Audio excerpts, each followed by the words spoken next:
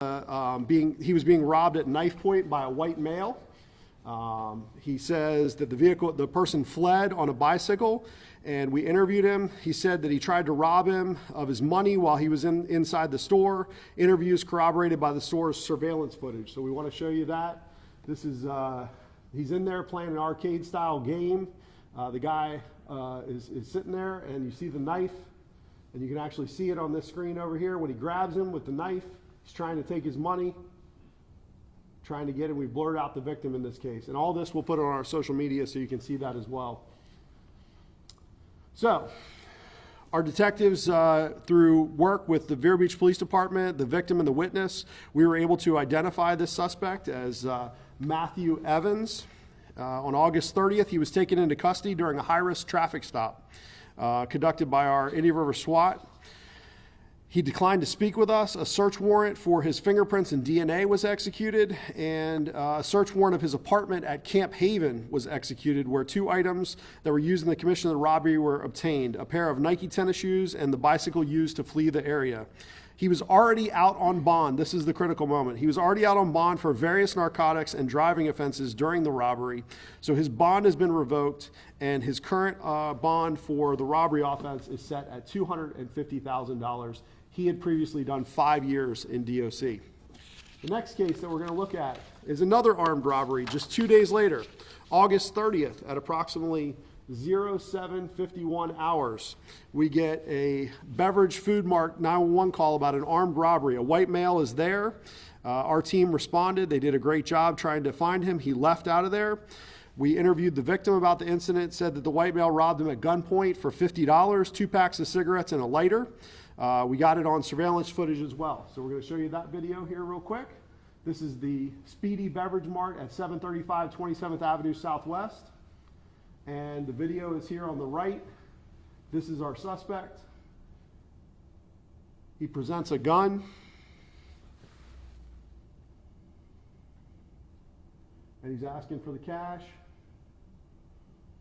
And of course, the clerk does the right thing. Gives him the cash, gives him what he's asking for. So, while on perimeter, our deputies located a male overdosing in the backyard of 634 28th Avenue Southwest. As we were rendering aid, they identified that this was possibly the guy who was involved in this case. He matched the description. They also observed various items in the shed that were involved in the robbery: a hat, a pack of cigarettes, and a bicycle.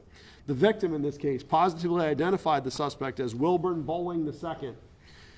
Search warrant executed for his fingerprints and DNA. We also conducted a search warrant at the address 634 28th Ave Southwest, where all items taken during the robbery were recovered, along with a toy gun, a hat, reading glasses, a t-shirt, tennis shoes, and a bicycle, all used. And he was arrested for robbery with a firearm. He's currently pending his bond. He has previous time, over 20 years in DOC for prior robbery charges. So 2 cases, 2 armed robberies, 2 suspects in custody. Great job by our team. The third case we want to talk about, August 24th, August 30th. We had on the overnight of August 24th, 2 smash and grabs at the Outback and Autumn's Crab. The front glass doors were smashed. The person went inside and took the cash register and took off. Then on August 30th, we had another one in the Fellsmere jurisdiction at the BP gas station. Exactly the same thing happened again. So we assume, hey, this has got to be our same guy. We have surveillance footage. Our team grabbed this. This is the surveillance footage of the smash and grab robber coming inside at Outback.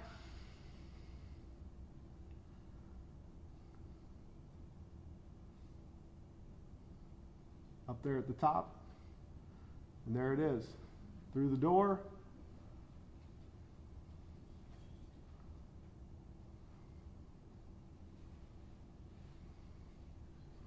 Going on to the next video. This is our Autumn's Crab. Same thing, taking the cash register.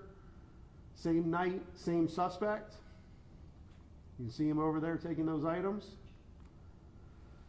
We found out that our suspect here, Patrick King, had already been arrested in Brevard County.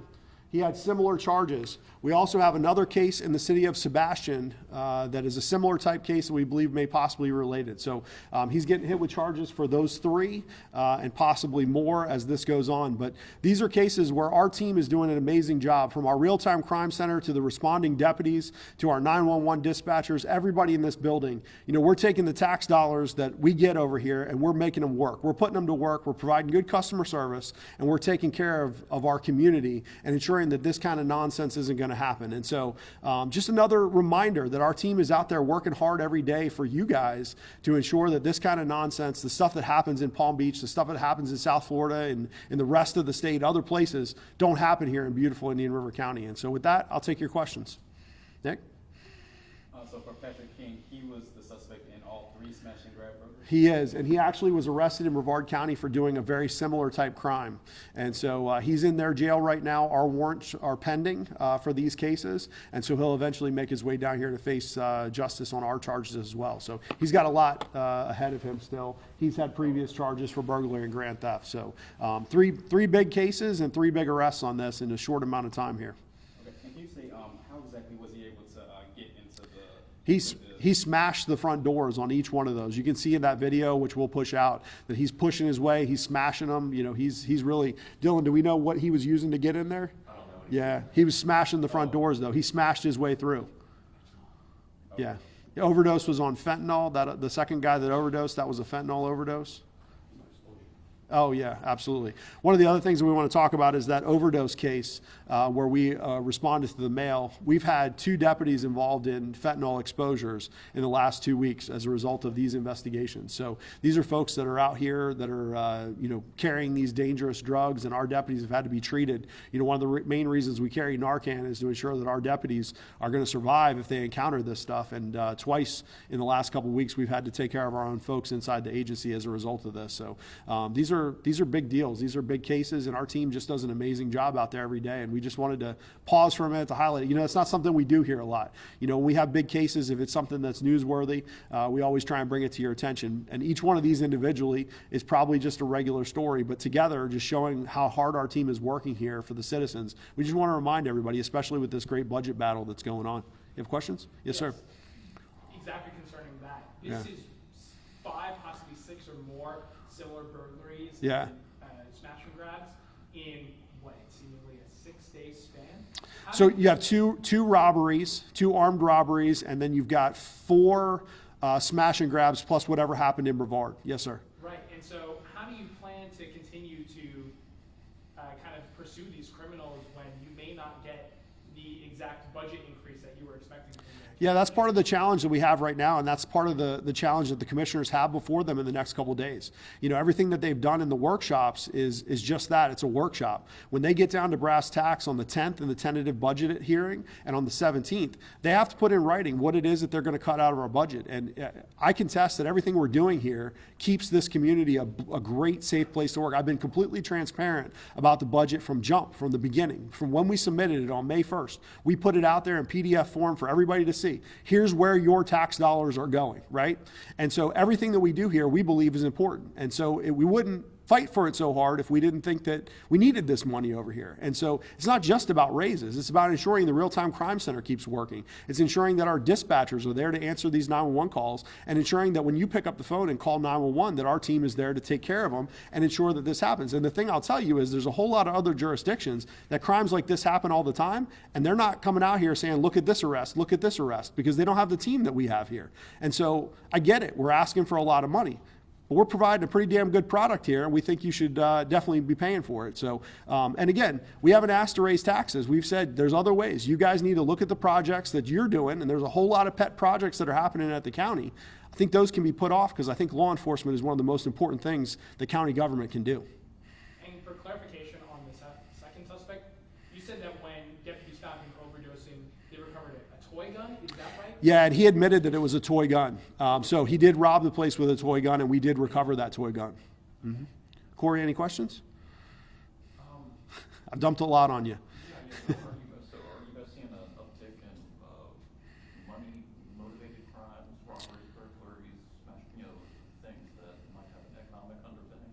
I wouldn't necessarily say that. I mean, we're definitely, these all have a similar, that it is money motivated, that there are drugs related in a lot of these. And that's something that we see regularly. It's unusual for us to have smash and grabs and armed robberies like this in such a short amount of time. And I'll tell you, I called the captains during this and I said, look, guys, we're in a massive budget battle here. We're fighting hard. We're telling people we need this money. We got to show the community what we're made of. And I said, put your guys to work. And of course, they went out and they did the right thing. Within a short amount of time, both of the search warrants were executed. Our SWAT team was involved in that. And we made sure, we want to be able to show people that they're getting their money's worth. There's a whole lot of bad government out there. But our customer service, our team that's up here, we're doing a good job of taking care of the things that happen. And when these bad guys hear about this, when they're sitting in jail, they're talking to other people in jail, and they're having that conversation. Hey, listen, Indian River doesn't play. Indian River doesn't mess around. They're going to come after you. They're going to put you in jail if you screw around in that county. And, I talked to a lot of the folks that have been here their entire lives, and they've seen the difference that we've made just in the last 4 years in our community, how it's safer, how it's a better place to live. We've got more people here than we've ever had. We've got new construction everywhere. We got people moving here all the time. There's a reason for that. It's because they're seeing that difference and because it's a good, safe place to raise your kids, to raise a family, and to live. And so we want to continue that. And the only way we do that is if we're properly funded. Any other questions there? No? Okay. Yes, sir. Mm-hmm. In this press conference and the last one, every suspect has had priors somewhat extensively. Yep. Are you seeing that trend kind of going on through at least the month of August, where it's a bunch of repeat offenders, kind of committing these crimes? This is not anything new. It's something that we deal with all the time. Most of the folks that are out here committing crimes are people that have already had a long rap sheet. And so it's our job to ensure that we put good cases on them. And when they land stuff like this, that they go away for a good long time so that they can't continue to terrorize communities. And so it's good work by our agency members that make sure that when these finally make it to court in 2 or 3 years from now, that they're good, solid cases and that these people go away for a long time.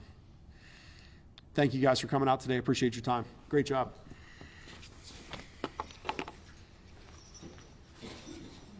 Class, thank you for taking time. Sorry